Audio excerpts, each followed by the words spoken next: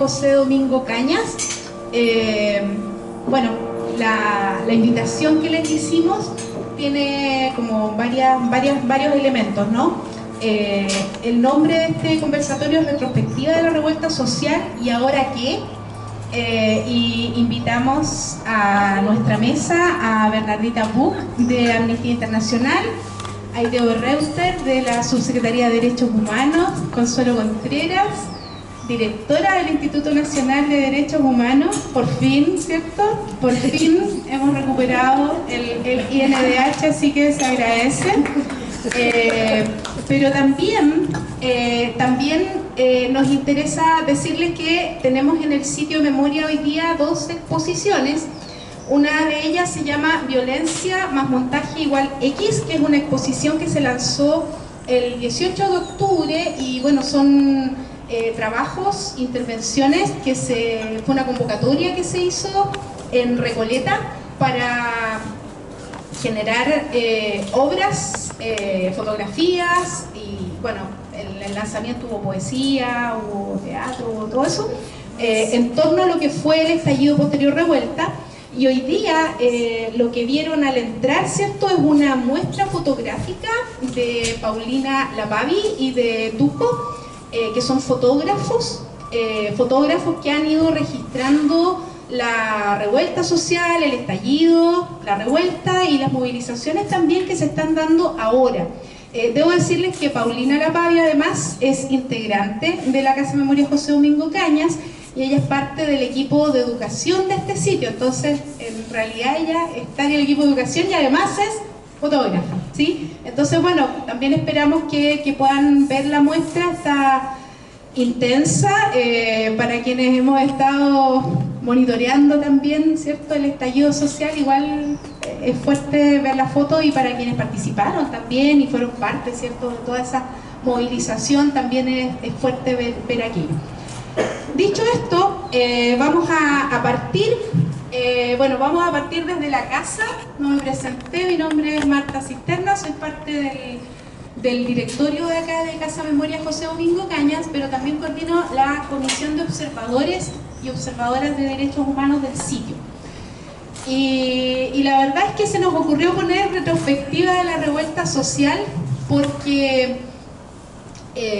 nos interesaba desde la comisión el poder hacer un análisis de nuestro pasar por la revuelta, pero también mirar un poco más atrás, considerando que este sitio de memoria está monitoreando al Estado en torno al cumplimiento de sus obligaciones en materia de garantizar el derecho a la protesta social desde el año 2011. Entonces nos interesaba cómo vimos antes de la revuelta social, cómo fue la revuelta social, qué es lo que evidenciamos desde este sitio de memoria y qué ha pasado después de la revuelta social. Y además, bueno, lo que hicimos fue trabajar unas preguntas que se las enviamos a nuestras expositoras, y me alegra mucho decir expositoras porque esta es una mesa de mujeres al 100%, me parece además relevante que sea así. Mandamos unas preguntas pensando que no es para que respondieran cada pregunta, sino que más bien para que guiaran, ¿cierto?, la intervención que cada una va a tener hoy día. Entonces el formato va a ser que yo les voy a presentar la retrospectiva, luego le voy a dar la palabra vamos a seguir con sociedad civil, pero ya con la sociedad civil nacional e internacional, ¿cierto?, como lo es Amnistía. Después le vamos a dar el pase a Consuelo, desde la institucionalidad de derechos humanos, ¿cierto? Y después le vamos a dar el paso a Aide, ¿cierto?, para que nos hable desde la subsecretaría en su rol, ¿cierto?, ahora en este gobierno. Así que nos interesa muchísimo escucharlas. Dicho esto, algo importante, después de eso vamos a tener la posibilidad de que ustedes puedan comentar, obviamente, preguntar, ¿cierto? Y además está decir que en este sitio de memoria nos gusta que la cosa sea compartida, así que hay cafecito, hay té, jugos, sanguchitos, ¿cierto? Así que se pueden ir parando sin ningún problema. Estamos en casa. Y partimos. Bueno, retrospectiva de la revuelta y ahora qué. La imagen que elegimos es una imagen nuestra, afortunadamente bajo la luz, así que algo se ve. Esta imagen la tomamos el 19 de octubre en la plaza, en ese minuto no era Plaza Dignidad todavía, estábamos recién poniéndole nombre, pero nos parece interesante y elegimos esa foto en particular porque nosotros postulamos de que esta es la segunda gran crisis que hemos tenido en los últimos 50 años después del golpe de Estado cívico-militar. Entonces nos pareció relevante elegir esa imagen para comenzar la presentación. Bueno, ya les hablé de la exposición, ¿cierto?, de Paulina y Tuco, que las fotografías de ellos fueron tomadas en el contexto de la revuelta hasta los primeros meses del año 2021. Y bueno, Paulina Acevedo es Paulina Lapavi, Tuco es Marco Silva González, son fotógrafos del medio informativo Quintún, que es prensa independiente. Y ahora sí entramos en materia. Bueno, solamente a modo de recordatorio, nosotros como fundación iniciamos las misiones de observación en agosto del año 2011, cuando se nos ocurrió crear una figura para monitorear al Estado en lo que hacemos, y hasta la fecha tenemos 261 misiones de observación que han sido sistematizadas por informes, ¿cierto?, de cada una de esas misiones con evidencias. ¿Por qué decidimos monitorear protesta social? Decidimos monitorear protesta social primero que nada porque la protesta social es un derecho humano. Según el relator Clément Boulet, con quien estuve en México en marzo de este año, es el derecho humano más importante, porque la humanidad no podría acceder, no habría accedido a ningún derecho sin la protesta social. Me pareció interesante ese porqué, ¿no? ¿Por qué además monitoreamos protesta social desde un sitio de memoria? Porque la protesta social nos permite construir sociedades incluyentes, donde se le dé voz a los que históricamente no han tenido voz, porque muestra a los grupos desfavorecidos y porque alerta a las autoridades sobre las necesidades urgentes que van teniendo los grupos que han sido marginados, que han sido vulnerados en sus derechos, y porque la protesta social nos permite acceder a los derechos civiles y políticos y también nos permite acceder a los derechos económicos, sociales, culturales, ambientales.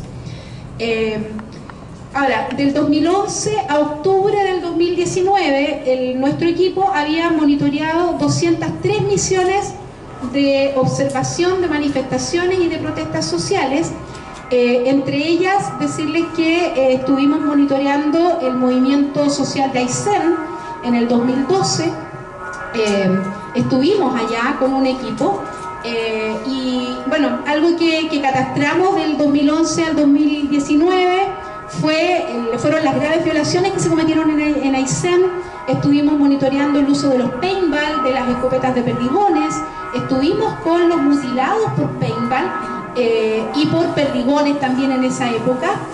Monitoreamos tortura en Santiago y en el Gualmapu. Hemos monitoreado violencia, encontramos violencia político-sexual, que era algo que no lo teníamos conceptualizado como lo tenemos ahora.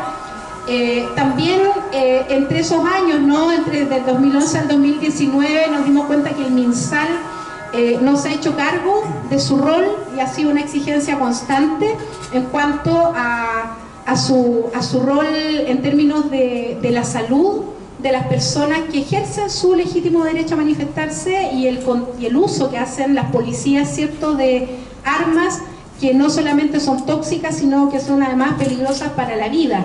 Hemos tenido grandes crisis de salud que no han sido abordadas por el MinSal, y siempre los dardos van hacia la institucionalidad de derechos humanos y como que no se habla mucho de la institución de salud. Nos parece importante relevarlo. El 2013 nosotros tuvimos una conclusión en nuestro informe del 2013 y la conclusión que tuvimos es que en relación a lo grave que había ocurrido en Aysén, la cantidad de personas mutiladas en Aysén, el 10% de la población de Aysén sufrió mutilaciones, ese es el porcentaje. Con ese porcentaje nosotros nos atrevimos a concluir en nuestro informe de esa época de que si no se garantizaba la no repetición, las graves violaciones a los derechos humanos ocurridas en Aysén se iban a repetir.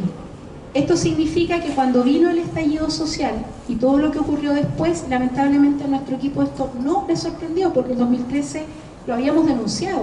Cuando digo denunciado, no es que lo dijimos acá en una conferencia o en un conversatorio, o sea, realmente lo hicimos llegar al Congreso, lo hicimos llegar a estas entidades gubernamentales, lo hicimos llegar al Sistema Interamericano de Derechos Humanos y al Sistema Universal de Derechos Humanos, ¿cierto?, a través de Naciones Unidas. Entonces, es algo que veníamos denunciando desde hace rato.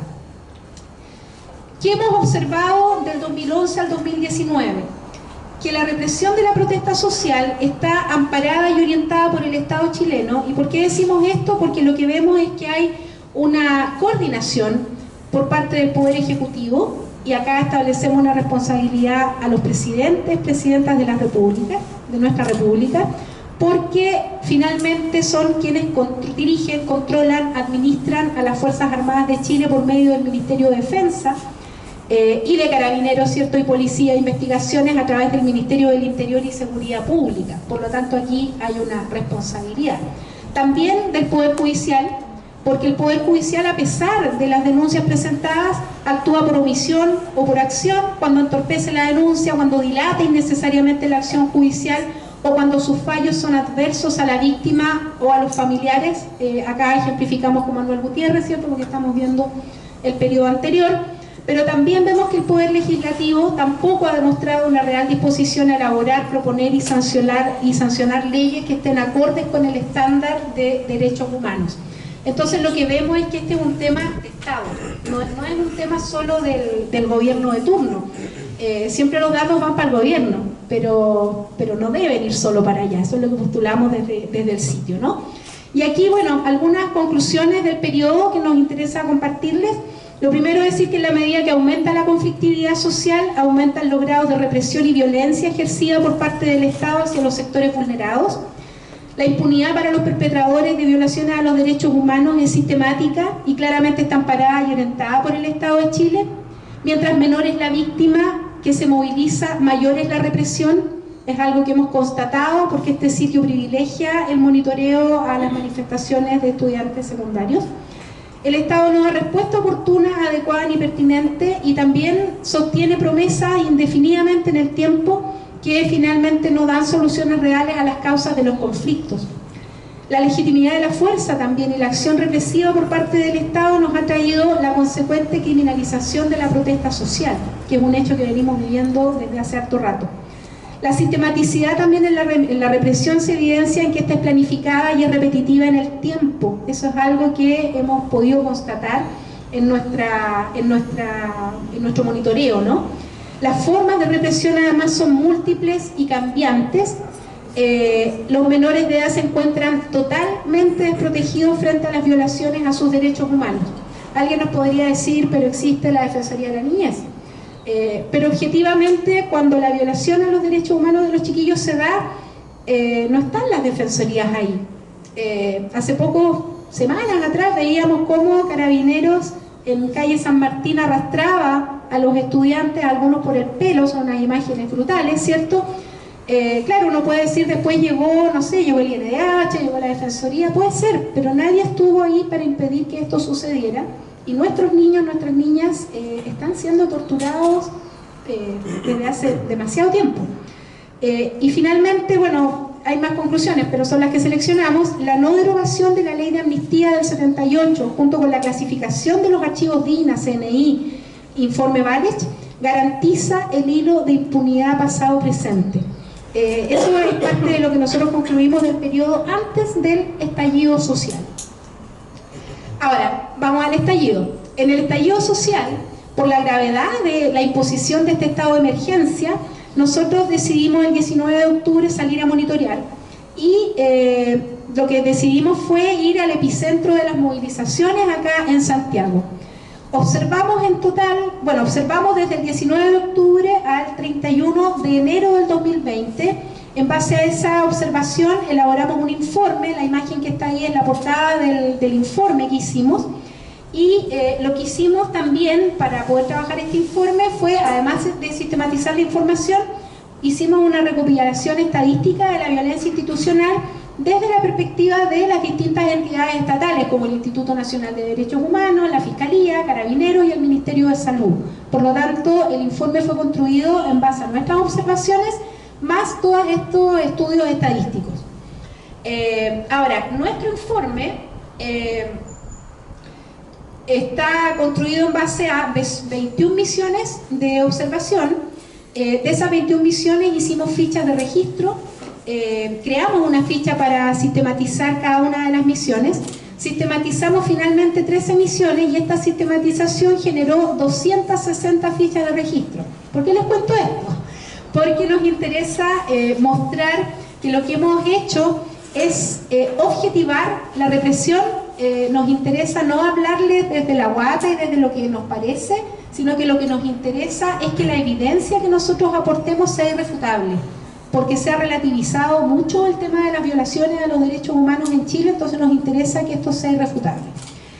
Bueno, ¿qué hicimos? Mapeamos los puntos de observación, por lo tanto observamos siempre en los mismos lugares. En el presente estamos haciendo exactamente lo mismo. Tenemos mapeado el sector, entonces como lo que hacemos es tomar muestras de la situación represiva, lo que hacemos es estar siempre en los mismos puntos por un determinado periodo de tiempo. Este es el equipo que salió a monitorear el estallido social. Fuimos 6 personas. Comentarles que nosotros somos personas voluntarias, ninguno de nosotros es funcionario acá en el sitio de memoria. Somos un sitio que se financia, se autofinancia con recursos personales para este tipo de cosas. Entonces esto lo hacemos en nuestro tiempo libre, me parece interesante decírselos. Entonces bueno, este fue el equipo.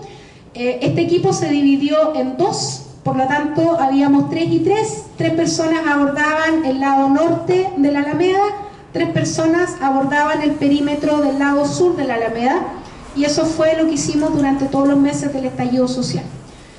Cifras oficiales de la revuelta: más de 27.432 personas detenidas por Carabineros PDI, más de 3.800 personas heridas registradas por el INDH, más de 13.000 personas heridas atendidas en los servicios de urgencia, 400 personas heridas oculares, esta es cifra del instituto, 2 en ambos ojos, 8.827 denuncias de violencia institucional por parte de agentes del Estado ingresadas en la Fiscalía. ¿Qué concluimos nosotros de esto? Que las violaciones a los derechos humanos fueron generalizadas contra la población civil, ya que su volumen fue un indicador de que se produjo un ataque masivo a un gran número de personas y que se violaron un gran número de derechos. También concluimos que las violaciones a los derechos humanos fueron sistemáticas, porque se constata que no fueron aisladas ni aleatorias, corresponden a la implementación de medidas a nivel nacional que requirieron recursos humanos, financieros, capacidad de mantenerse en el tiempo, se produjeron como consecuencia de actuaciones de instituciones altamente jerarquizadas y obedientes, con el aval de las autoridades políticas del Estado. Y todo eso nos hace decir que en Chile lo que hubo fue un crimen de lesa humanidad. ¿Qué le exigimos al Estado de Chile desde el 2013 al presente? ¿Qué es lo que hemos estado exigiendo? Que se adecúe la tipificación de la normativa penal interna del delito de tortura de acuerdo con estándares internacionales. Hoy día estuvimos en reunión con INDH Región Metropolitana y veíamos las cifras de tortura, casos por tortura que ingresaron, y veíamos la tremenda cifra de otros casos. Y esos otros casos es el famoso apremio legítimo que quedó, ¿cierto?, dentro de la tipificación del delito de tortura. Nosotros trabajamos en esa ley, estuvimos en esa mesa de trabajo y peleamos bastante para que sacaran el apremio legítimo. De hecho, el Comité contra la Tortura, una de las recomendaciones que le hizo al Estado de Chile es que tiene que adecuar la normativa interna al estándar internacional, no lo ha hecho, y lo que tenemos es miles de personas que van a ser catalogadas como víctimas de apremio ilegítimo cuando en realidad han sido víctimas de tortura. Otra exigencia que le hemos hecho al Estado es que tienen que destituir y sancionar a los funcionarios estatales que están implicados en violaciones a los derechos humanos pasados y presentes, y que se dé cuenta pública de ello. No puede ser que nos sigamos encontrando en la calle con los perpetradores de la dictadura, pero también nos encontramos ahora, ¿cierto?, con los perpetradores de los crímenes que se están cometiendo en el presente. También exigimos investigar todas las denuncias de uso indiscriminado o excesivo de la fuerza realizado por funcionarios encargados de hacer cumplir la ley, adoptando medidas apropiadas para la no repetición, cosa que no ha sucedido. Y lo último que recomendamos fue disolver Carabineros de Chile. La verdad que cuando hicimos esto lo discutimos bastante, porque decíamos, bueno, un sitio de memoria, pero la verdad es que tenemos la convicción de que esto tiene que pasar porque Carabineros es una institución criminal. y lo que queremos es, como sitio de memoria, que se estructure una policía de carácter civil, de servicio a la comunidad, que esté acorde con los estándares internacionales de derechos humanos. Post-estallido social, ¿qué nos pasó después del estallido? Cuando ya empezó como medio a aflojar el tema de la pandemia, volvimos al terreno. A la fecha tenemos 37 misiones de observación, de manifestación y protesta social. Tenemos 3 querellas por agresiones y ataque directo a nuestra comisión, algunos por fuerzas especiales, después cambiaron de nombre a COP, una del 2019, otra del 2020 y otra del 2021. A pesar de ser defensores de derechos humanos, ninguna de estas querellas se ha movido, por lo tanto están en total impunidad. Otra cosa que hemos observado en este periodo post-revuelta es que el ataque de las fuerzas policiales se ha concentrado en las brigadas de salud, en la prensa y en los observadores y observadoras de derechos humanos, además del resto de la población, pero el foco está puesto acá, lo vemos. De pronto hay más personas de brigadas de salud, fotógrafos y observadores que manifestantes, y la repre va toda para allá para impedir el registro, para impedir que se proteja a la gente, para impedir que haya, digamos, cualquier apoyo o facilidad para que se ejerza la protesta. Da lo mismo la materialidad con que Carabineros exprese la violencia y la brutalidad del Estado, porque lo que use lo va a hacer con crueldad. Esto lo decimos con convicción. Sacaron la escopeta, pero está el carro lanzaguas. Si no está el carro lanzaguas, están los escudos. Si no están los escudos, está el bastón de servicio. Si no está el bastón, está el gas pimienta. Ahora, hace un par de días, vimos que sacaron otra arma que no sabemos lo que es, pero es una pistola que no sabemos qué es lo que nos están tirando ahora. Pero el nivel de crueldad existe, y la verdad es que da lo mismo con lo que ellos salgan. Están entrenados desde la lógica del enemigo interno. El abordaje de la protesta social tiene una lógica represiva versus la lógica que apunta a las causas de la protesta. Cuestionamos que se hable solamente de orden público y se deje de lado el porqué de la protesta social. La naturalización también, la normalización de la represión en la lucha por derechos es algo que nos preocupa mucho, porque nos damos cuenta que las personas salen a la calle a manifestarse dando por hecho de que la represión va a estar, por lo tanto no hay denuncia, o hay muy poca denuncia, porque sabemos que esto va a pasar. Es como una desesperanza aprendida, ¿no? Sabemos que tenemos que ir protegidos para los gases, para que nos mojen, para que nos peguen, etc. La criminalización de la protesta social nos parece que hay que considerarla. Hay una ley anticapucha, una ley antibarricada que apuntan a la criminalización. La estigmatización también, el tema de crear la categoría sospechosa. La prensa es campeona, ¿cierto?, para crear categorías sospechosas. La judicialización en torno a la protesta social. Tenemos una ley de seguridad del Estado que se aplica impunemente. La represión, que es una constante, ¿cierto?, el uso de la fuerza. Los medios de prensa oficiales están concentrados, hay un discurso antiderecho que se está instalando fuertemente. El poder mediático civil está concentrado, además, ¿cierto?, es exclusivo, es ideologizado. La impunidad que genera garantías para la repetición. Nosotros hablamos de que hay un castigo a los cuerpos, literalmente a los cuerpos. Y la sociedad civil dentro de la rendición de cuentas de las policías.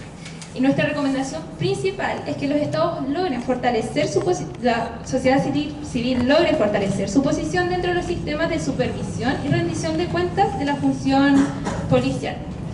Esto especialmente documentando y monitoreando el actor policial con la ayuda de las nuevas tecnologías, entre otras medidas.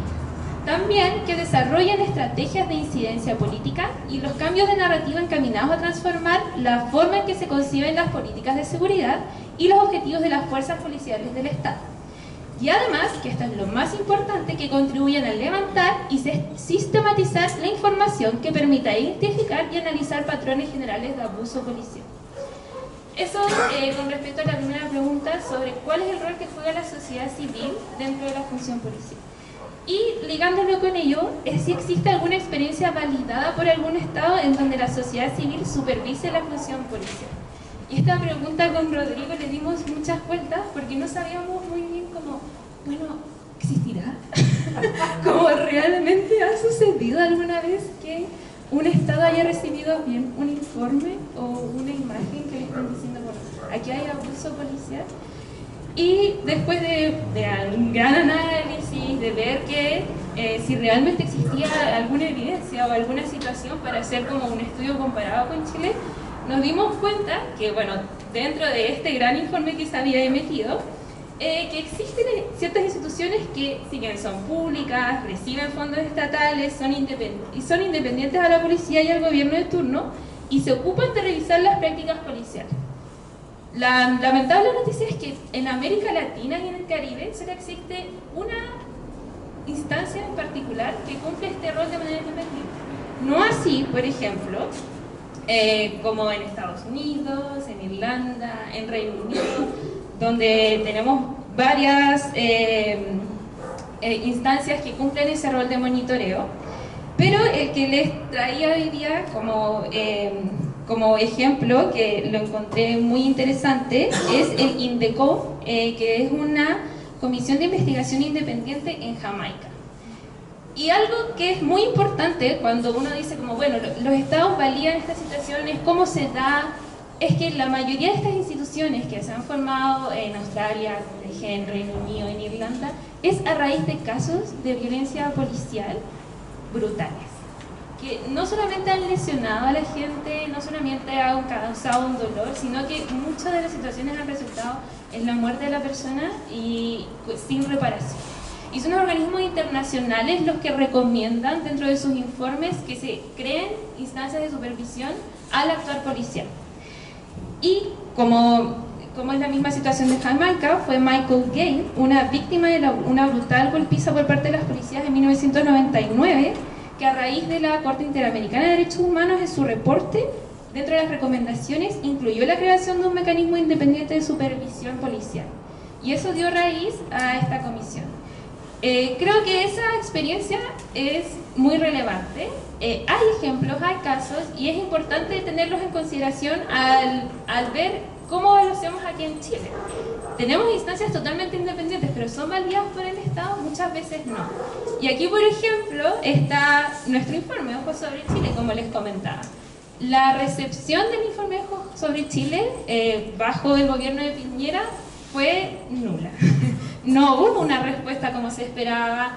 Se agendaron diversas reuniones, se decía como, uy, ustedes nunca nos han solicitado reunión, pero nosotros sí habíamos solicitado reunión, no nos recibían, nos decían que un día, después nos decían que no. Y eso es lo que sucede normalmente cuando la sociedad civil emite informes, recomendaciones y dice como aquí hubo un abuso policial, ¿cómo lo resolvemos? No son bienvenidos. Y si bien el gobierno ahora, que está ahora presente, cuando se instaló en marzo, se solicitó una reunión y se accedieron. Así que vino de hecho la directora de las Américas y todo, Erika Guevara, tuvo una muy buena recepción, pero sí vemos que a pesar de todas las recomendaciones que hemos dado, no se ha habido un avance, no se ha visto un avance sustantivo en todo lo que hemos exigido como Amnistía Internacional. Y esperamos que realmente comience a suceder porque llevamos mucho tiempo esperando. Y lo último es una de las preguntas más importantes, es cómo se garantiza la no repetición. Como dijo Marta, esta es la segunda gran crisis de derechos humanos que hemos tenido a nivel nacional y Amnistía lo considera igual como tal después de la dictadura. Y una cifra que hemos estado dando ahora dentro de todas las columnas, todos los puntos de prensa que ha hecho el directorio, es que existen 10.813 denuncias por violación de derechos humanos cometidas durante el estallido social. 10.813. De las cuales solo existen 16 condenas. Es decir, un 0,01% de las denuncias han resultado en condena. Esa es una cifra que encontramos brutal. Es muy poco el porcentaje. Y bueno, ¿qué es lo que nosotros esperamos? ¿Cómo realmente se puede garantizar la no repetición? Y bueno, aquí entra un concepto fundamental que es la impunidad. La impunidad es clave para comprender por qué estas situaciones se siguen repitiendo. Y nosotros apuntamos como Amnistía que aquí no solamente se debe dar una condena a quien apretó el gatillo, quien lanzó la lacrimógena, no. Aquí hay una responsabilidad desde los altos mandos.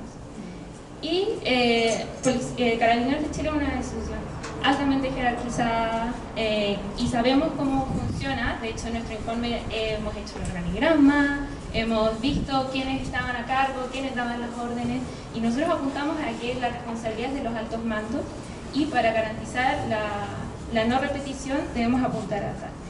Si existe una imputación a los altos mandos por su posible responsabilidad, que ya es totalmente responsable, se constituye así una medida imprescindible contra la impunidad de altas autoridades enquistada durante décadas, y así sería justicia a favor de miles de víctimas. También el Estado de Chile realmente está en deuda, y eso se traduce en las responsabilidades de distintos órganos del Estado. Por ejemplo, la justicia. Existe una gran impunidad, se avanza lento, como hemos dicho. ¿Cómo podemos ver eso? Una responsabilidad política.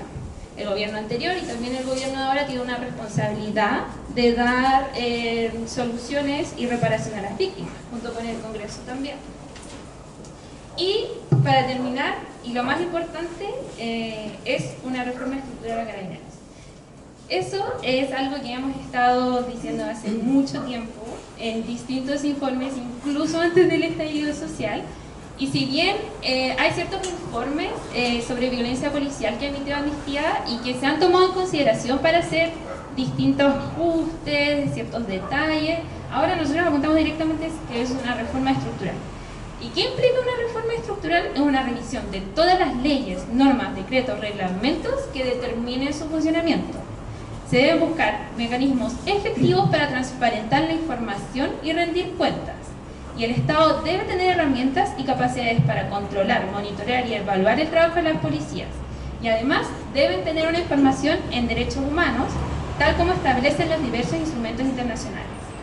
Actualmente, como Amnistía, también estamos siendo parte de la unidad consultiva de la reforma de las policías, y nuestro objetivo principal es buscar un acuerdo a los estándares internacionales de derechos humanos, y además que haya una policía plenamente subordinada al poder civil. Eso es totalmente relevante también porque estamos en un Estado democrático de derecho, y esperemos que se hagan avances sustantivos en esta materia. Eso es todo por hoy. Muchas gracias. Muchas gracias.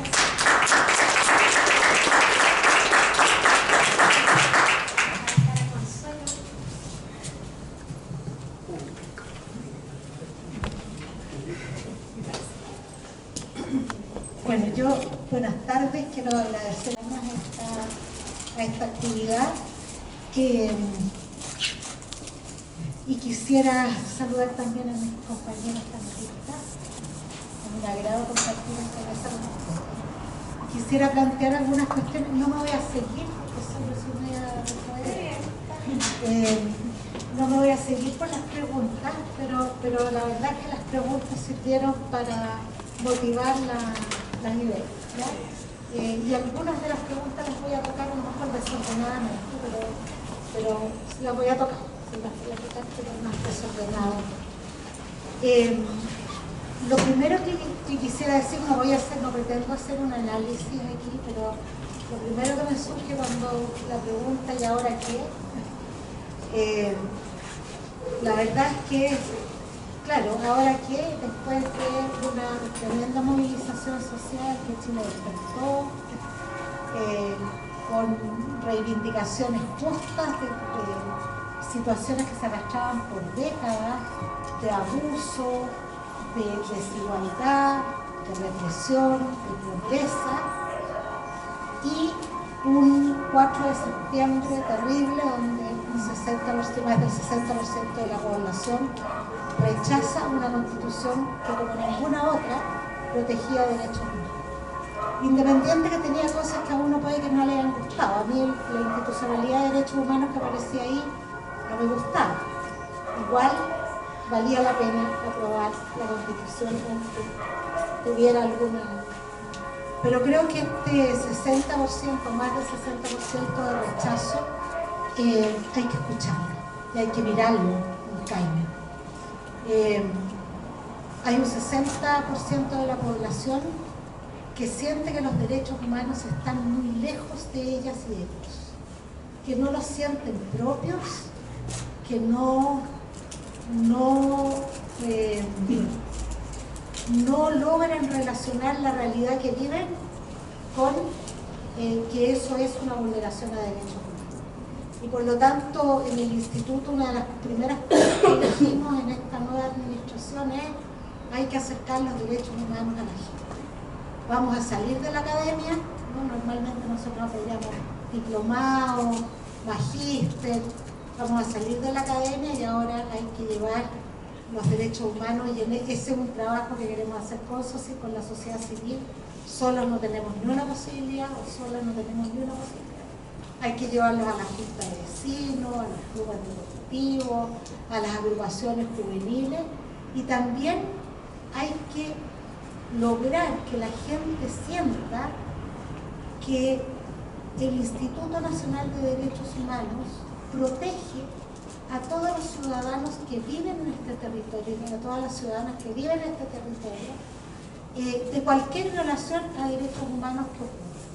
Necesitamos sacarnos como institución yo sé que no es generalizado, pero hay un porcentaje importante que dice que el instituto defiende delincuentes y nada más que delincuentes, y que por lo tanto no es algo que esté cerca de la persona. Nosotros necesitamos cambiar ese nuestro, porque la verdad es que fue un golpe para todos, yo creo, brutal, 60%, y hay que escuchar.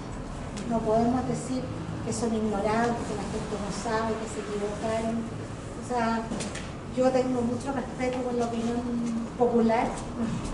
En mi juventud, cuando fui joven, feliz y documentada, pensaba que la forma de gobierno era el poder popular.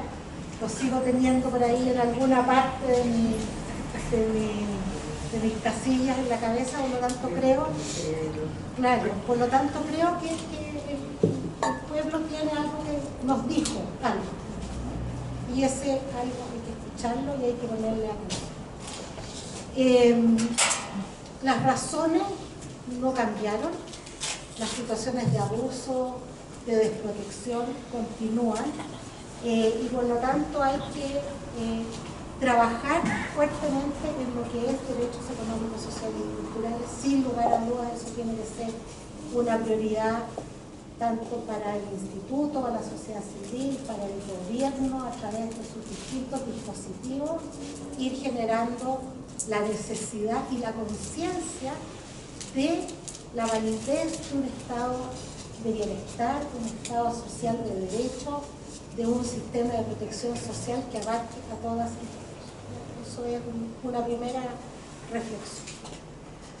Ahora, respecto de las consecuencias graves en materia de violación a derechos humanos durante el estallido, me voy a centrar en eso ahora. Quisiera decir que el instituto cumplió un rol durante el estallido fundamentalmente en materia de compilar información y entregar la información a la ciudadanía de manera tal de dejar claro que era, tal cual como han dicho ustedes, la crisis más grande en materia de violación de derechos humanos ocurría en el país después del golpe cívico-militar y la dictadura cívico-militar que 17. Y por lo tanto aquí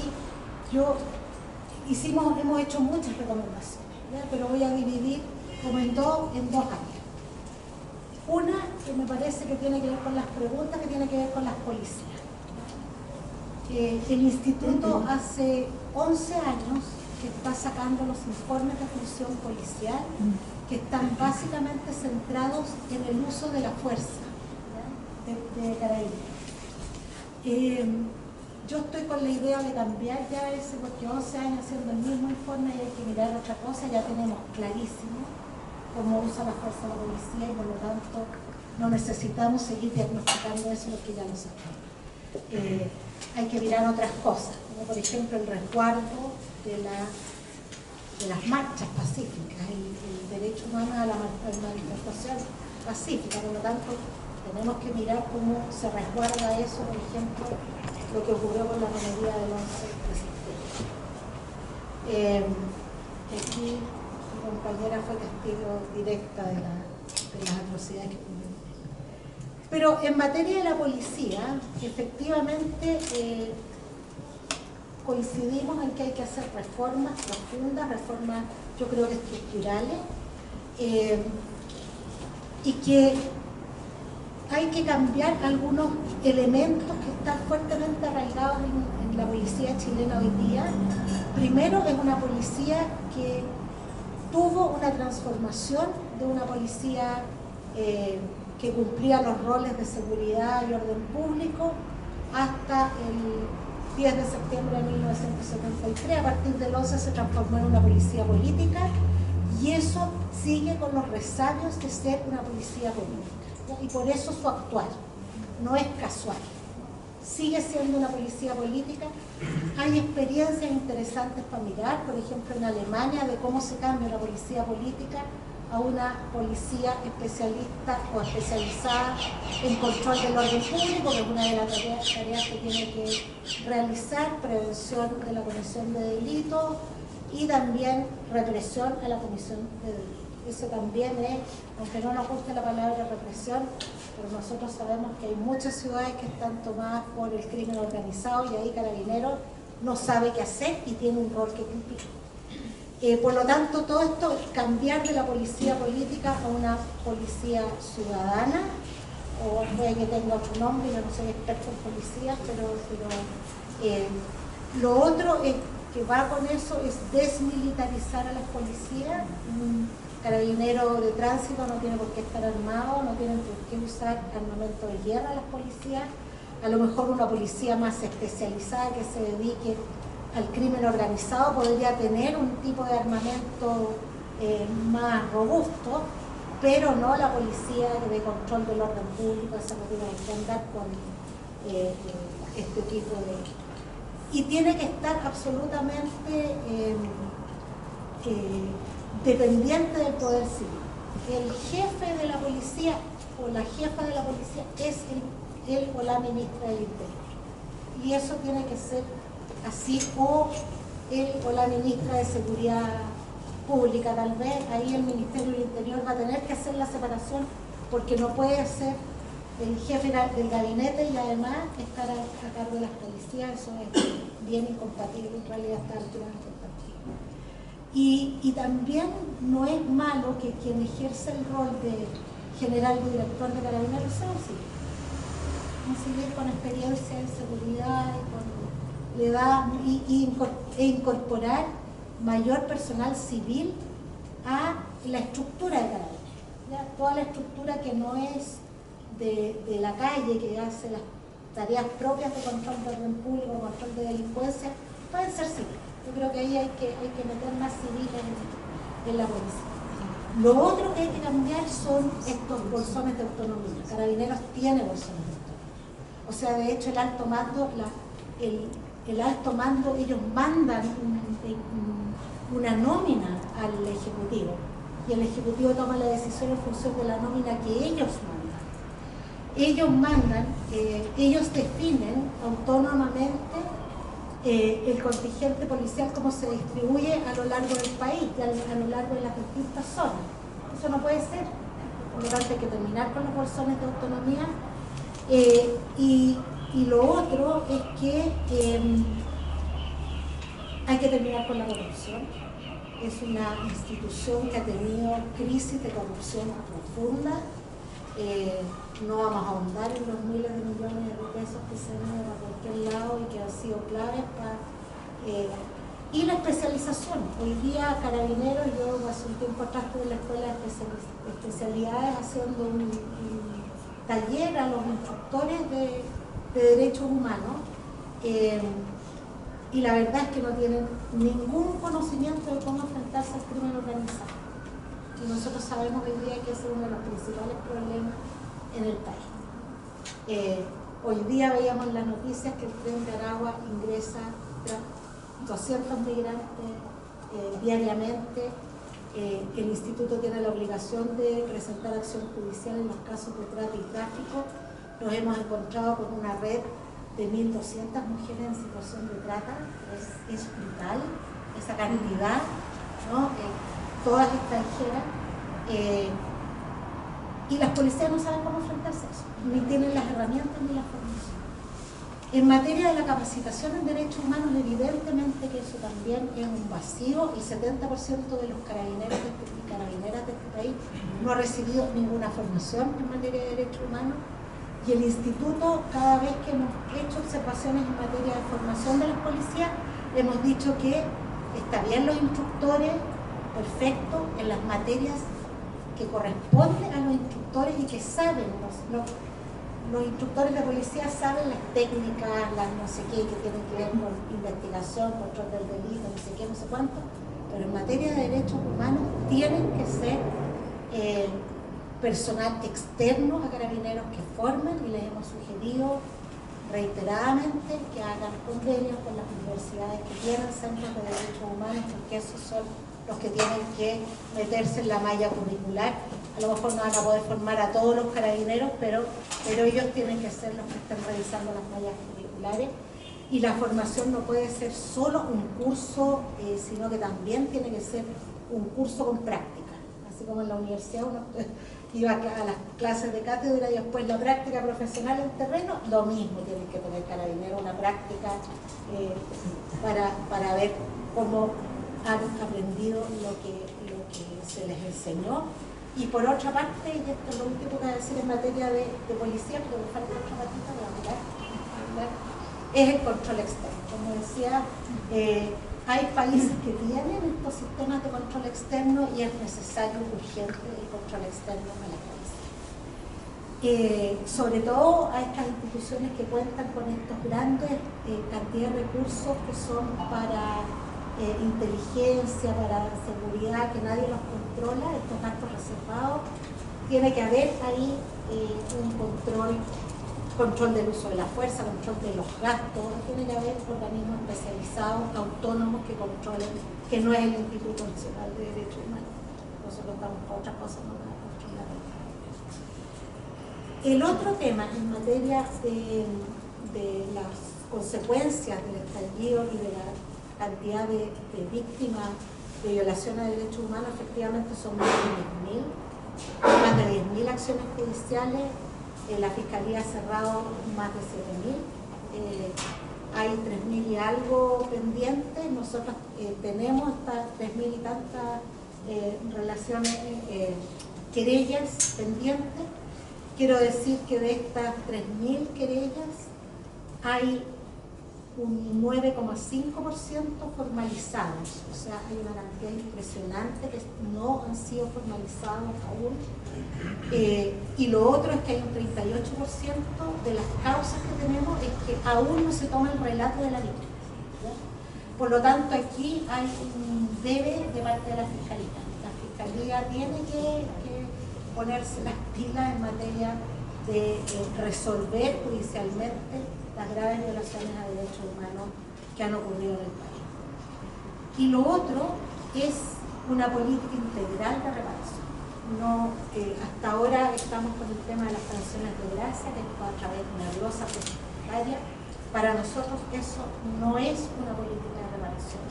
Una política integral de reparación tiene estándares claramente definidos en materia de derechos humanos. No me voy a extender de esta parte para no atrasarnos más, voy a hacer más rápido,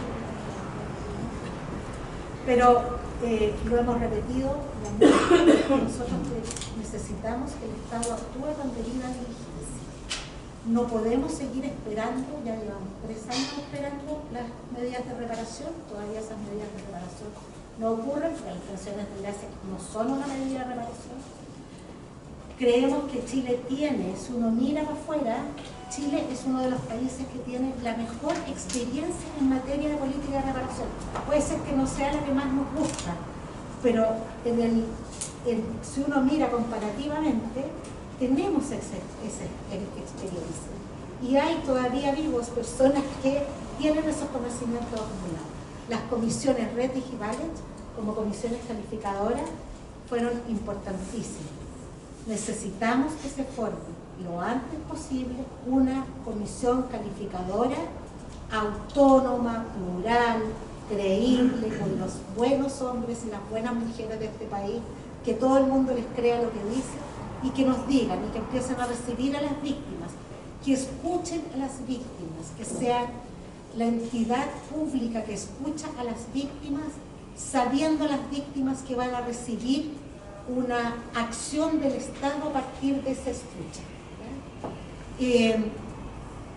Esa comisión debe decirnos lo antes posible cuántos son, dónde están y qué necesitan, cuáles son los dispositivos que el Estado debe activar para generar los sistemas de reparación. Pensiones, indemnizaciones, atención médica, atención psiquiátrica. ¿Qué es? Los PRAIs tienen una tremenda experiencia. Los PRAIs pueden ser también la puerta de entrada para estas víctimas del estallido social, fortalecer los PRAIs. Por eso yo digo que hay una infraestructura, todavía andan dando vueltas por ahí las personas que participaron de las comisiones, en el trabajo de las comisiones, ¿no? A lo mejor no los miembros de las comisiones ya están todos más viejitos, pero las personas que participaron en las comisiones saben cómo se hace la meta. Entonces hay que llamarlos para que constituyamos una comisión o constituya el Estado, ojalá que dependa de la Subsecretaría de Derechos Humanos, con los medios necesarios, materiales y económicos para que nos diga eso.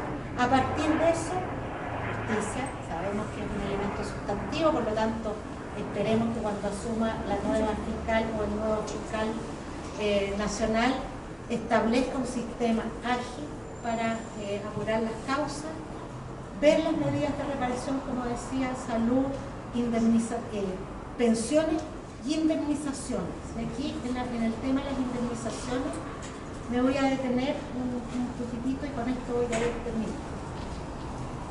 En nuestro país, la solución fue pensiones, ¿no es cierto? Pensión RETIC, las pensiones RALE. Lamentablemente, muchas de estas pensiones se transformaron en incompatibles con otros beneficios sociales y eso hay que terminarlo. Nosotros lo tenemos como una prioridad para trabajar con el Estado este tema, porque que una persona sea víctima de violación a derechos humanos y que el Estado lo repare, el mismo Estado no puede negarle el derecho a acceder a los beneficios sociales. Y eso es lo que hizo el Estado con las víctimas que tienen incompatibilidad para recibir otras pensiones. Le da una pensión por un lado y lo castiga por el otro. ¿No? Fuiste víctima de violación a derechos humanos, entonces no tienes derecho a protección social.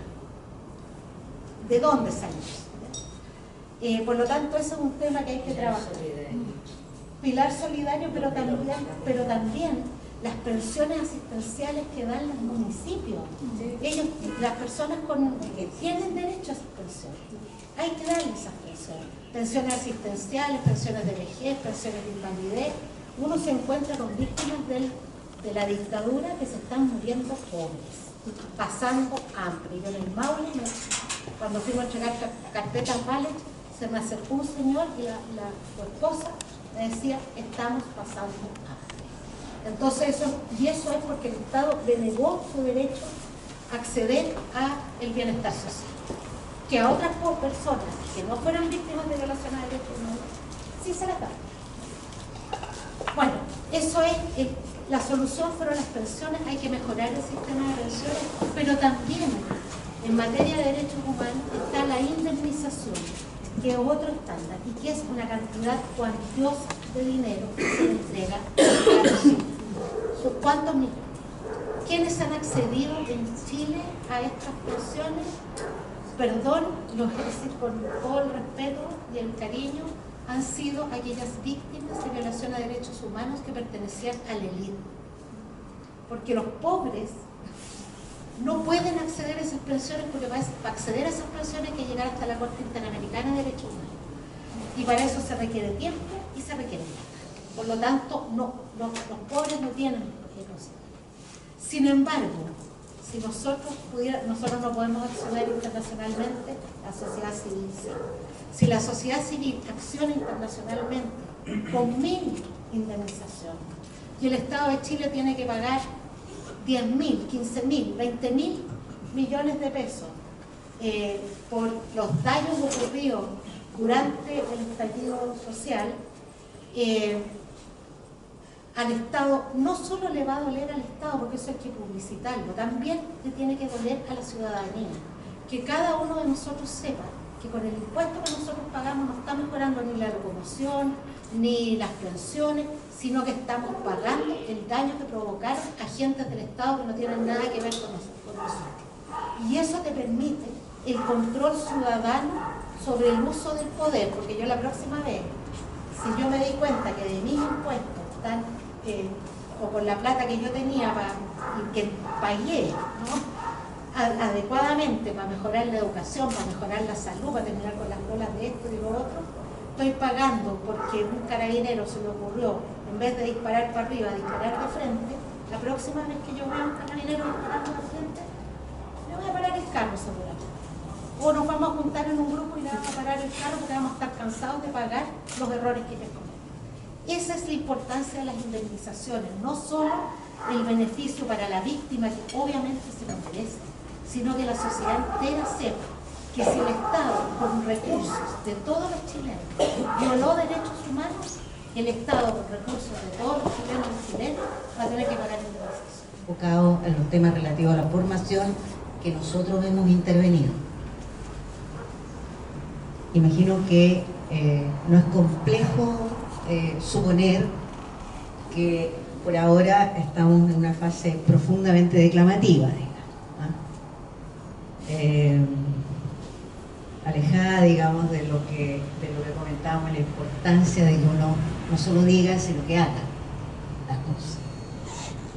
En este contexto, los diálogos que se han establecido con distintos actores del sector seguridad, incluida la policía, han dado cuenta de una necesidad compartida en que el enfoque de derechos humanos es un elemento central de la profesionalización de la labor policial, que debe tener como consecuencia un cambio operativo de las intervenciones y de la cultura institucional.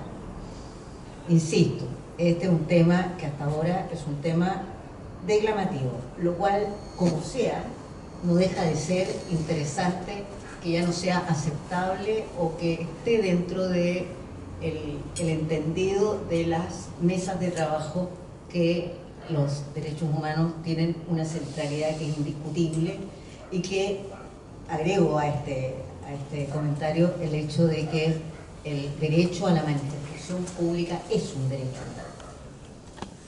Este último elemento tiene que ser juzgado en el clima de deterioro de la seguridad pública que venía ocurriendo desde antes del estallido y la pandemia, pero que se ha agravado en forma creciente producto de estos fenómenos. Para las personas, este ámbito ha adquirido una centralidad creciente en la responsabilidad del Estado. Ahora, deberíamos, en base a esa creciente importancia, suponer que el compromiso con la seguridad pública implica relativizar o disminuir el compromiso con los estándares de derechos humanos en la función policial. Nosotros pensamos que muy por el contrario, no estamos dispuestos a aceptar ese punto de vista al respecto en lo que se refiere a nuestra participación en esos espacios.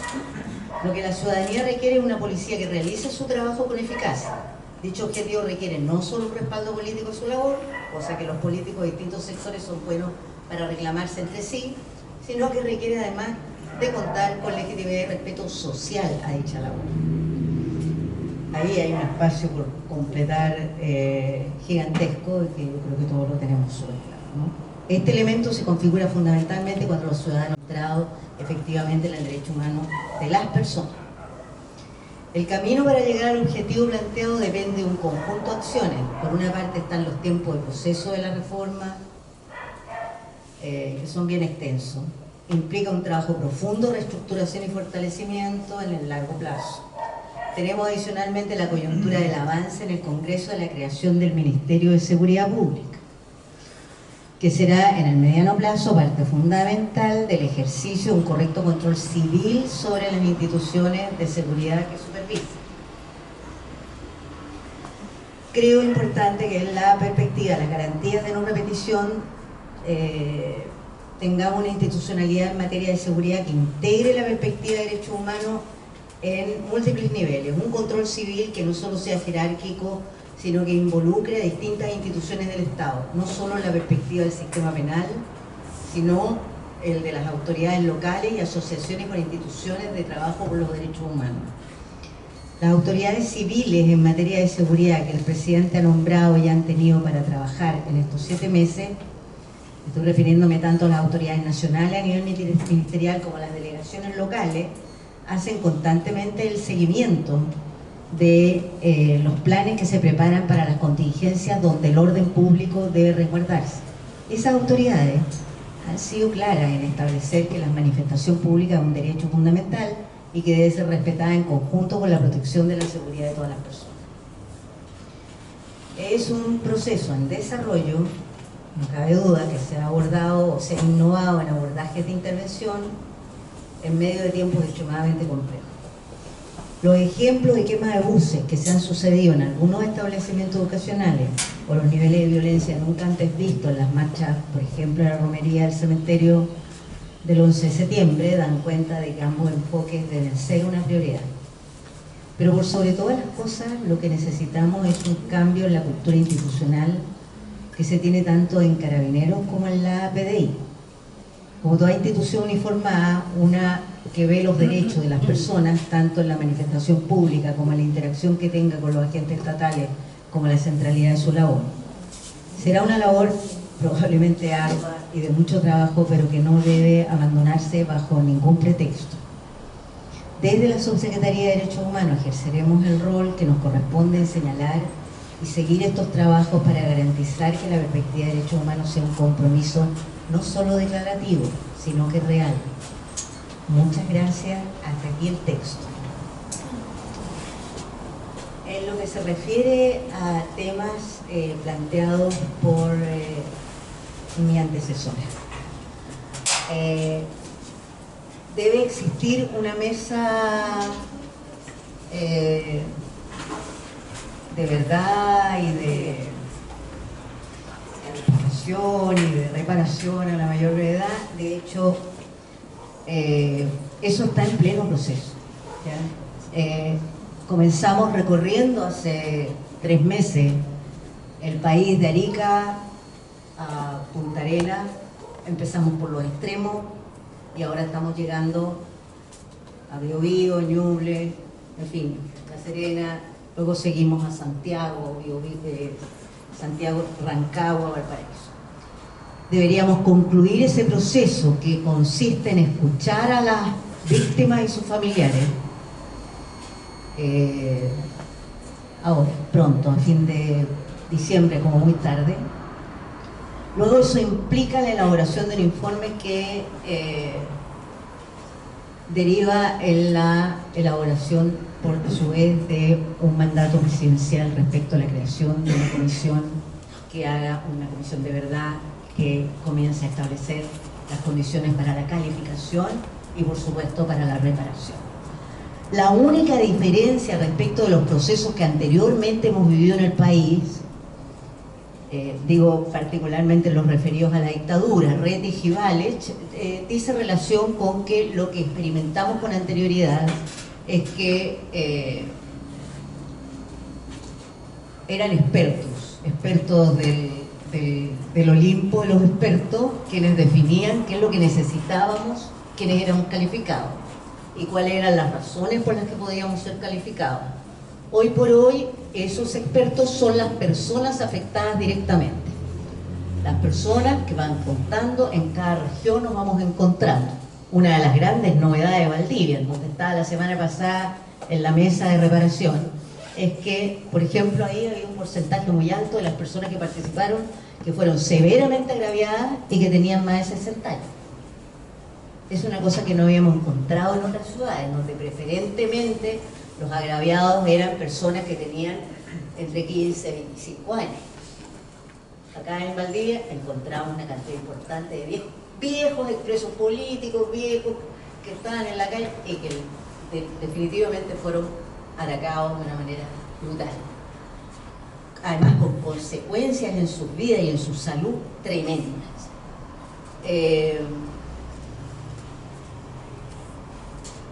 Esa comisión debería dar como resultado durante el año 2023 el proceso que se anhela, que se solicita y que se reclama de parte de diversas instituciones y organizaciones. Y ahí yo creo que hay que dar una explicación de por qué esto no ha sido tan público. Y es que quisimos estimular que las personas concurrieran tranquilas, que no llegara alguien a decirle, a ver, pero yo tengo mi negocio que fue gravemente dañado y yo también soy una víctima, en fin. Porque en estricto rigor, si esa persona del negocio puede probar que fue un agente del Estado el que le dañó su espacio de trabajo, tiene todo el legítimo derecho de estar en una mesa de reparación de víctimas del estallido. Pero como los derechos humanos los violentan los agentes del Estado, entonces los derechos humanos que se ven en la mesa de reparación son los derechos humanos de las personas que han sido víctimas de los agentes del Estado. Es una obviedad, pero que hay que tener clara, y que por otro lado el gobierno también ha considerado una política de acompañamiento y reparación para aquellos que sufrieron, particularmente en el caso de las pymes, que sufrieron daños, pérdidas notables en su negocito. También ha considerado, pero esto corre por el camino de otras reparticiones que no tienen que ver ni con el Ministerio ni con la Subsecretaría de Derechos Humanos. La consideración hacia la gente tiene que ver con que además, igual que pasó con nosotros los sobrevivientes de prisión política y tortura, existe un porcentaje no menor de personas que tienen profundo temor de concurrir a dar su información y luego verse expuesta a algún tipo de represalia. Y esa es la razón por la que en general llegamos a una ciudad, pero las personas se han inscrito antes, se han inscrito en reserva, y solo las que se inscriben saben dónde va a ser la reunión. No tomamos fotos, no las difundimos y no hacemos ningún tipo de presentación pública de la situación. Lo cual, en un mundo que funciona sobre la base de las imágenes y que se conoce por las redes sociales, hace como que al final esto no existiera. Pero en la práctica es un proceso que ha ido involucrando a muchas personas e instituciones, el propio Instituto Nacional de Derechos Humanos, la Defensoría de la Niñez y otras instituciones nos han estado acompañando en estas iniciativas en las distintas ciudades del país en donde hemos ido recorriendo y escuchando para efectos de constituir este informe que se está preparando. Lo otro, respecto de los temas te agradezco mucho que lo mencionaras, porque a rato no se entiende qué es lo que pasa con el tema de por qué los ciudadanos que tenemos pensiones de reparación al mismo tiempo no tenemos derechos que tienen los ciudadanos normales y corrientes. Y esa inaceptable situación se da porque por el hecho de un exprisionero político o un familiar de detenido desaparecido, ejecutado político o un exonerado, que son las tres categorías de reparación en las cuales hay afectación, en algún minuto al crearse, lo he dicho en más de una oportunidad, yo le eché la culpa a Lagos, pero hasta que me dio punta, pero lo cierto era que estaba profundamente equivocada, y a la hora de hacer el estudio en Derecho descubrí, reconozco públicamente que en realidad la responsabilidad por esta situación la tiene la instalación del Pilar Solidario en 2008. Cuando se instala el Pilar Solidario, lo que ocurre es que por alguna razón de la redacción hay un punto ahí que deja colgando a la gente que tiene pensiones de reparación. Las deja colgando y las deja fuera de toda posibilidad de recibir una pensión que cualquier chileno recibiría o un bono, al extremo de que progresivamente además se ha ido profundizando esta situación, y resulta que un sobreviviente de prisión política y tortura que no alcanza los 200.000 pesos de pensión no tiene derecho al bono invierno. Ese anciano que está pasando hambre, además está pasando frío, no tiene derecho al bono por hijo, no tiene derecho a la cuota mortuoria. La cuota mortuoria que cualquier chileno panivelado como un preso político tiene una pensión de reparación, no tiene derecho, porque el Pilar Solidario se lo impidió. ¿Qué es lo que hemos hecho? Como este tema lo traíamos puesto en el alma desde antes de llegar a la subsecretaría, lo que hemos hecho ha sido convencer a todos los organismos e instituciones del Estado que están involucrados en esta injusticia feroz. Los hemos convencido de que hay que resolver esto a la mayor brevedad.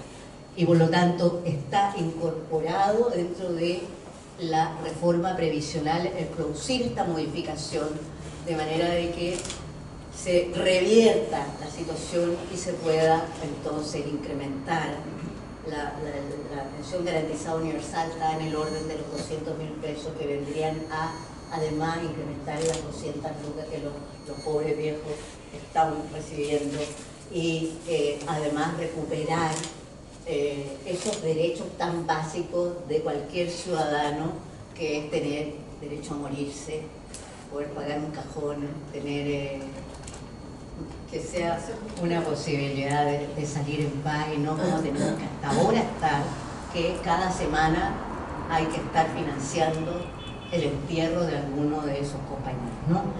Esa es una, dentro de todo lo que nos ha ocurrido, y por eso me devuelvo y me doy esta vuelta, digamos, porque creo que es indispensable saberlo, es la razón por la que yo creo que todos, en algún momento, en octubre, hace 3 años, nos echamos a la calle.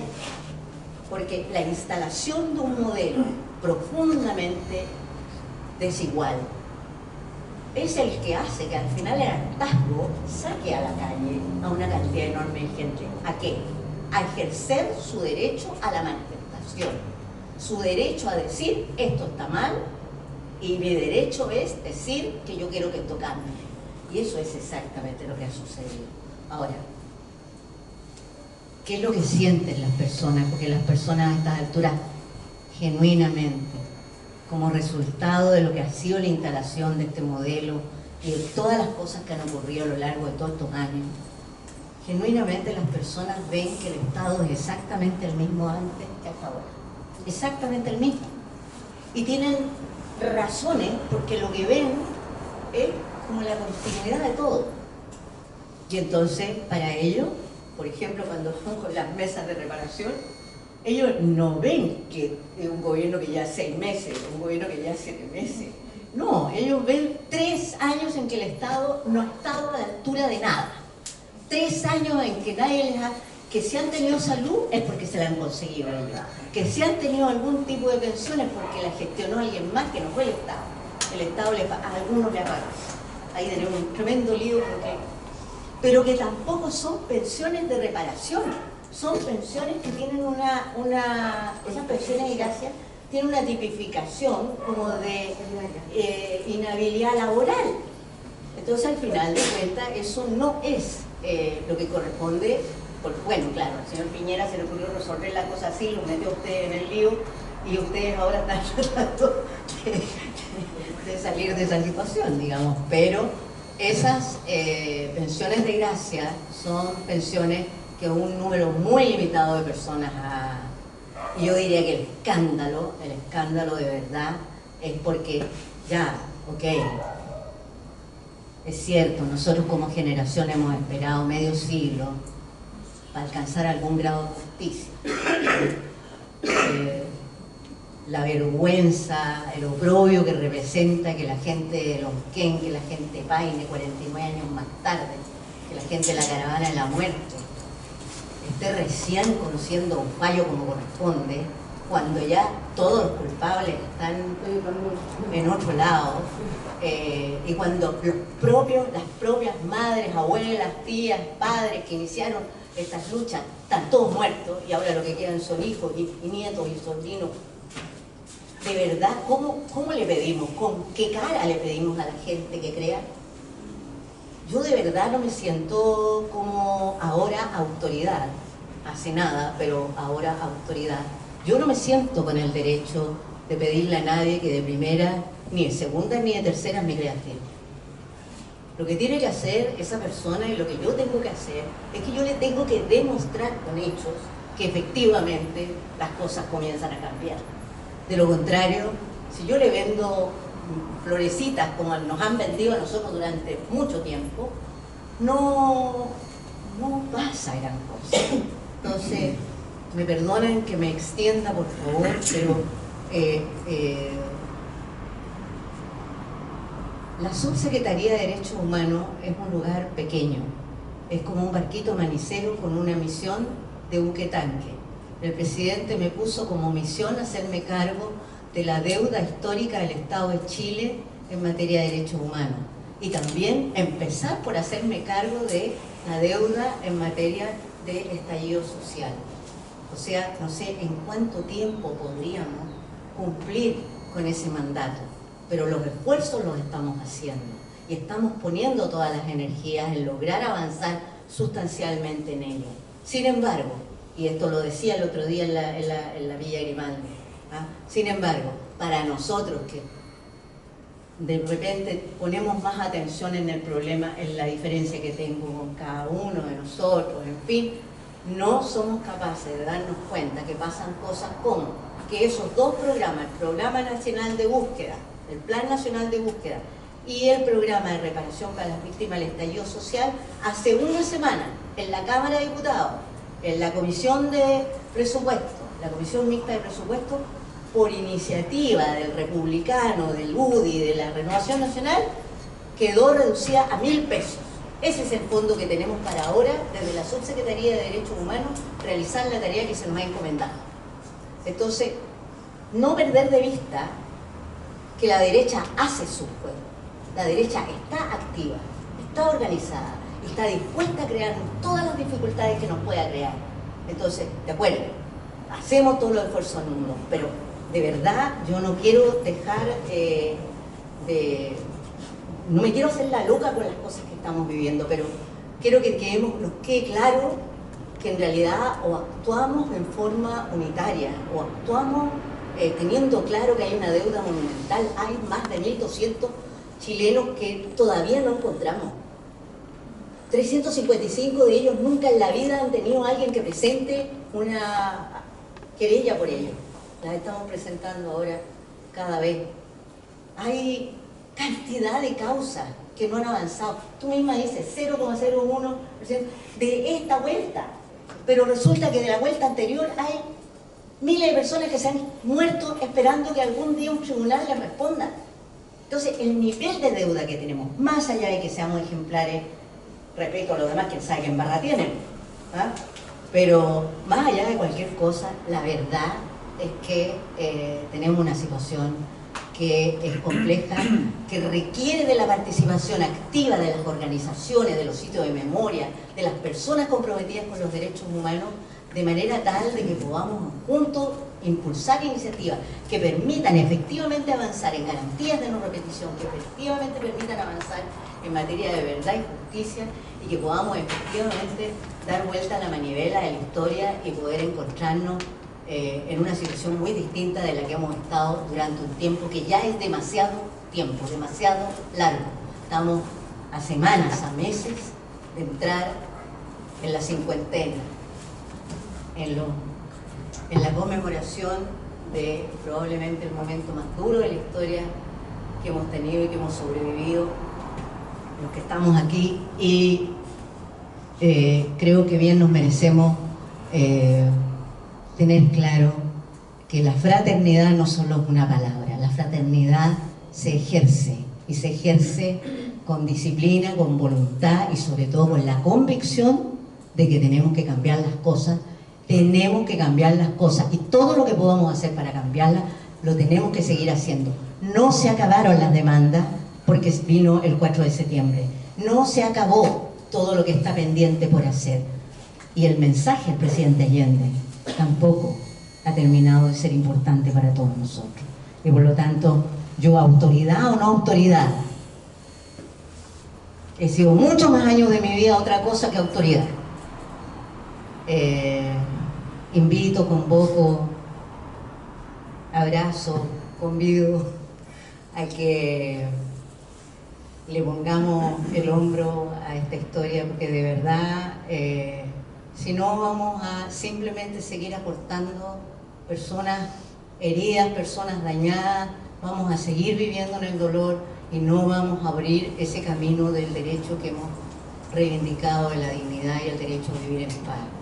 Le he pedido a la Marta que me permita en estos días, cuando se pueda, acompañarla acompañar al equipo de defensores, de observadores que va a la plaza y que va a cuidar a la gente para poder tener una impresión directa, clara de lo que allí está pasando y para poder hacer todo lo que pueda hacer desde el lugar en que hoy día estoy para tratar de contribuir a cambiar las cosas. Y creo que es distinto si yo le digo a la autoridad que está a cargo de este tema, es distinto si le digo esto es lo que yo he visto, o esto es lo que mi equipo ha visto, que si se lo cuento porque me mandaron un video. Entonces agradezco mucho que la Marta haya tenido además la buena disposición de escuchar mi petición y acceder a que pueda, ojalá prontamente, acompañar ese tan valioso trabajo que realizan desde acá en José Domingo Caña. Muchas gracias.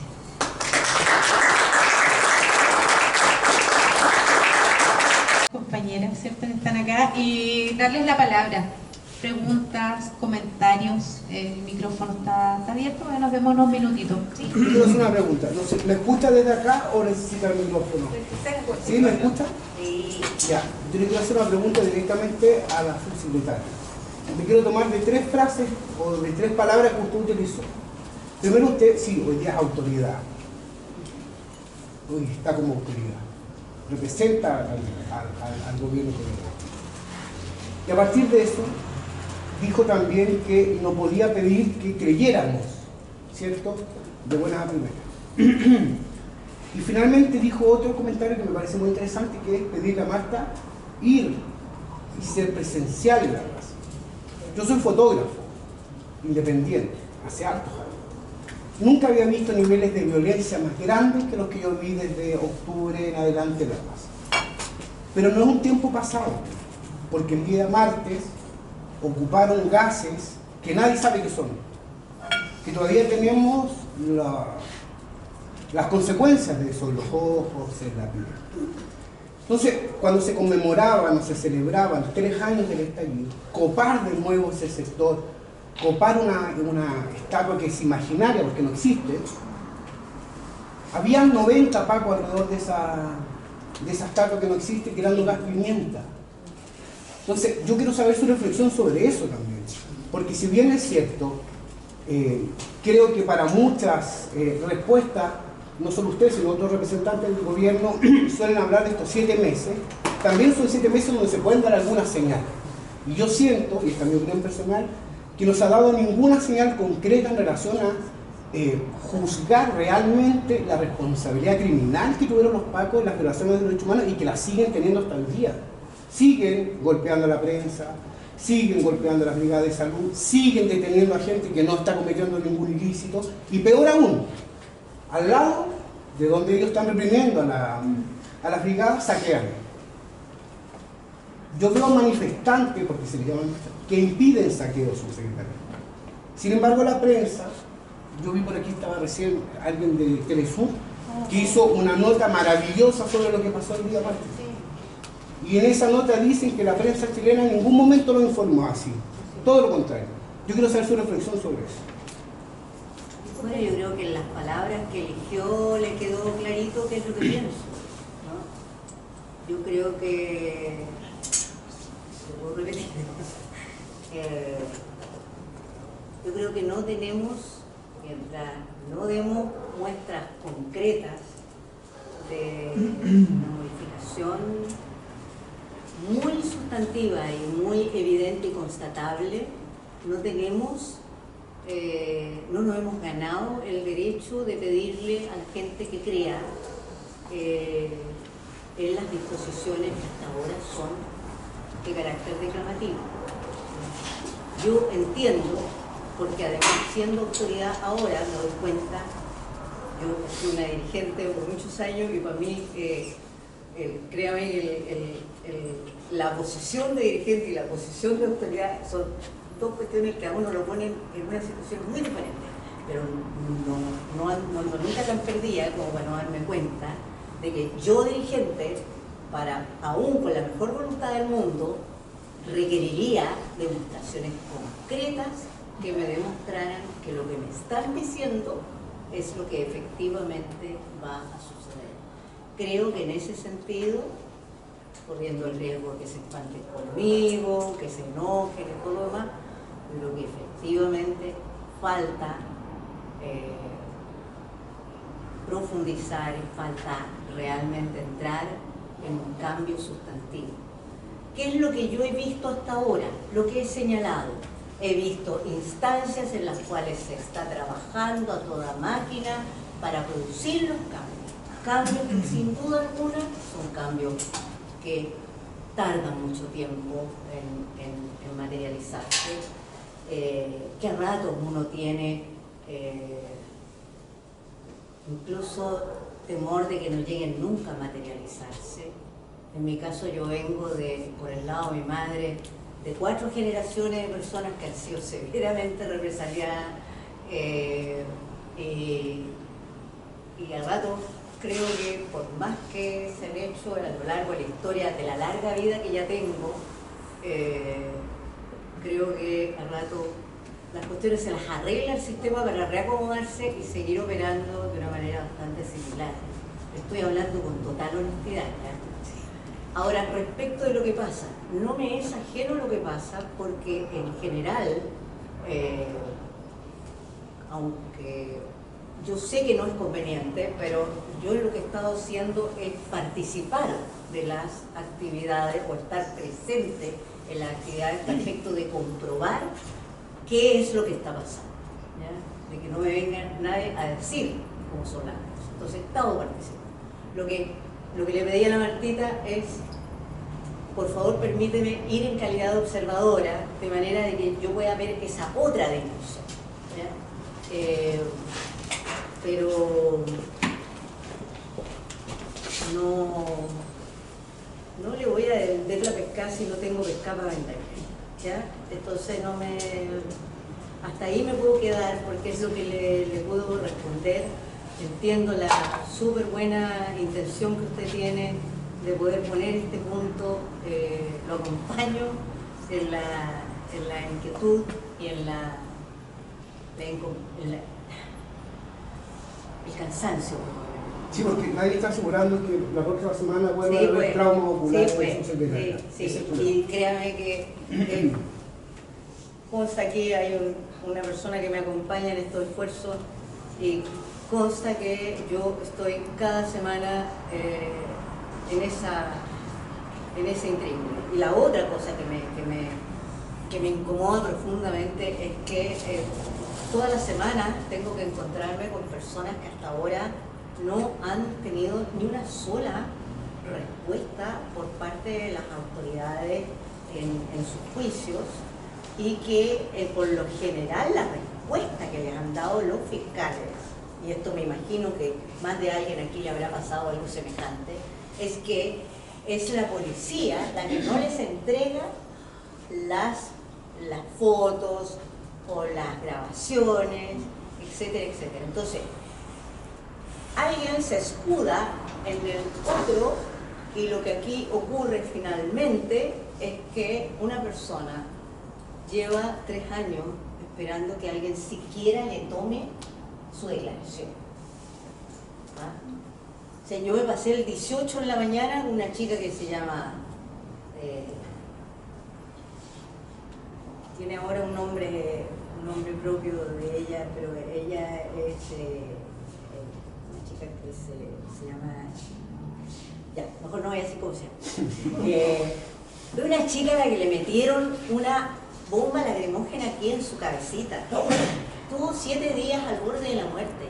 Tiene su cabeza con una tremenda operación. Lleva 3 años esperando ser entrevistada siquiera por el fiscal que lleva su causa. La han atendido, ¿sabes dónde? El tema motor que le quedó terrible, la está atendiendo la Teletón. Y ahora, por suerte, en julio, finalmente le pagaron la pensión de gracia. Pero esa chica tiene problemas graves de memoria, tiene problemas graves de toda naturaleza, y sin embargo, está ahí, atendida por la Teletón, con una aprehensión que claro, no dice que es de reparación, y con una investigación que no ha avanzado un ápice en 3 años. Entonces uno dice, ¿cómo le pido a esta persona, ya yo autoridad, cómo le pido a esa persona que crea? ¿Cómo le pido a su padre que crea? Si yo no tengo cómo mostrar que como Estado efectivamente estoy en condiciones de dar una respuesta. Por eso entiendo la premura con la cual se nos solicita que hagamos funcionar estos procesos de calificación, la urgencia, la necesidad, que es una cosa muy compartida por el presidente, una cosa que me ha llamado mucho la atención, porque insiste siempre en que avance, pero ese es el tema. Son múltiples factores a través de los cuales llegamos a esta posición en la cual aquí tuvimos un reventón, un hartazgo máximo de la ciudadanía, y en el cual, desde luego, me imagino que porque usted, por los pocos ojos que yo tengo, lo veo de joven. Entonces, me imagino que porque la verdad es que por historias de violencia atroz uno ha visto y muchas. Este mismo lugar es un símbolo de ello, digamos, y de las cosas tremendas por las que hemos pasado, pero eso no quita que lo que aquí sucedió con motivo del estallido no haya sido algo absolutamente inaceptable y que lo que corresponde es plantarle cara y resolver. Y la lucha para que no lo pasara, subsecretario. Hay 2 palabras por acá. Gracias. ¿Había alguien acá primero? Sí. Bueno, yo me quería sumar a la consulta que hizo el compañero acá de prensa a la subsecretaria. Nosotros como brigada, ¿qué mirada tiene una brigada de salud? ¿Qué mirada tiene el gobierno?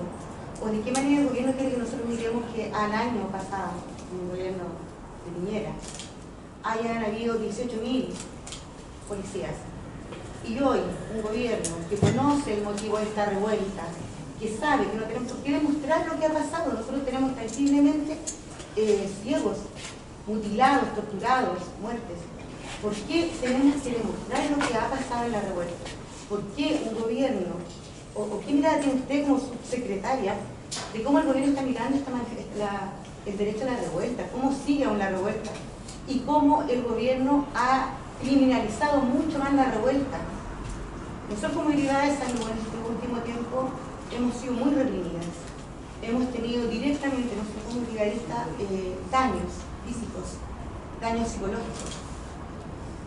Y todas las aprehensiones ilegítimas que hace Carabinero, cada semana se ve redoblada. Tenemos respuesta nula en un gobierno. Derecho humano es imposible y para mí, me van a perdonar, es inaceptable que porque usted es subsecretaria tenga que estar en terreno para creer lo que está pasando. A mí me duele, porque las víctimas del estallido son reales, tanto como fueron las víctimas de nuestros familiares en dictadura. Es doloroso, porque nosotros tenemos vidas que se perdieron en el estallido y que hoy un gobierno elegido por el pueblo, con un 82% prácticamente, esté negándose al pueblo el derecho a la manifestación, el derecho al libre tránsito. A nosotros nos atacan de norte a sur, nos bypasea la policía de norte a sur, nos golpean, nos gasean. Nosotros podemos reclamar, nosotros hicimos un curso de observadores de derechos humanos en esta casa. Hemos aprendido mucho, pero la falta de resguardo que tenemos en las calles, por la falta de profesionalismo y de una policía corrupta que jamás, o sea, a mí me duele encima escuchar que va a ser reformada. Si esta policía no puede ser reformada, esta policía tiene actor por las actas, tiene al gobierno por las actas, tiene a nuestro pueblo matando a nuestro pueblo, a nuestros cabros que salen a manifestarse. Día Marte, Bustamante, desde Santa Isabel, militares, boinas verdes, cerrando el acceso a la conmemoración de un año más del estallido. Sin motivo alguno, gaseaban desde la estatua inimaginable que existe, brigadista, manifestante. Mi compañera estuvo de las 9 de la mañana en el terreno. Vio cómo fue el brutal ataque de carabineros a estudiantes, cómo ha sido constantemente a los estudiantes. Entonces, a mí me duele que la subsecretaría tenga que mirar para ver que esto tenga que llegar a escalar un poquito más arriba. Es el colmo que nuestros cuerpos están dañados por gas. sin saber ahora qué gases utilizaron en Chimán. Porque el ataque criminal que tuvo la policía, el Estado contra los periodistas, manifestantes, prensa y observadores de derechos humanos fue literalmente criminal. Ellos quieren disolver a estas agrupaciones para acabar el movimiento. Sin embargo, hacen oídos sordos y ojos ciegos a la criminalización, porque la prensa muestra todo lo que fue el saqueo, la criminalización, esto aquí y esto. Lamentablemente, a muchos no les va a gustar lo que voy a decir, pero esta lucha no se va a conseguir con palomitas. Y nuestros cabros tienen mucha rabia en el corazón. Le han quitado todo. Y más sencillo, le siguen quitando la vida. Entonces, para mí, una micro quemada al cuerpo de mi compañero que está dañado, un cabro de 17 años, que cada manifestación tiene un golpe, un moretón, una herida, un trauma, sin derecho a una reparación psiquiátrica, a mí me duele más. Y como brigadista es doloroso. Doloroso escuchar que tenga que estar presente en terreno el gobierno o el representante de nuestros derechos humanos para creer lo que está sucediendo. Duele la, porque es real. 3 años que sigue siendo real este país después de un gran despertar de todas las atrocidades que nosotros vivimos en este pueblo. Eso es lo que pasa. Porque hoy en día están nuestros hijos poniendo el cuerpo. Y eso duele. Quería sumarme también, Uribe Mosilla, arqueóloga. Yo trabajo con comunidad mapuche en el sur y les agradezco a todas las compañeras que están poniendo la cara, porque igual, escucha que es difícil poner la cara, pero a mí me gustaría que tuvieran un poco de esa indignación que ustedes han mostrado frente a la ministra del Interior, que está pidiendo armas automáticas para reprimir al pueblo, frente a Yáñez, lleno de medallitas ahí posando con el presidente. Cada vez que se renueva el estado de excepción en el sur, yo conozco a mis lamien que están allá, que son lamien pobres, campesinas, y que salen a defender su territorio y que les pasan la tanquita por encima, que les sacan los ojos en este gobierno. Esas son cosas que es posible verlas sin testificar. No es necesario que estén ahí presentes, pero cada vez que ustedes escuchen a sus propios compañeros de gobierno destrozando los territorios, que quieren más comunidades en defensa de las zonas de sacrificio. O sea, yo creo que aquí hay que partir por arriba.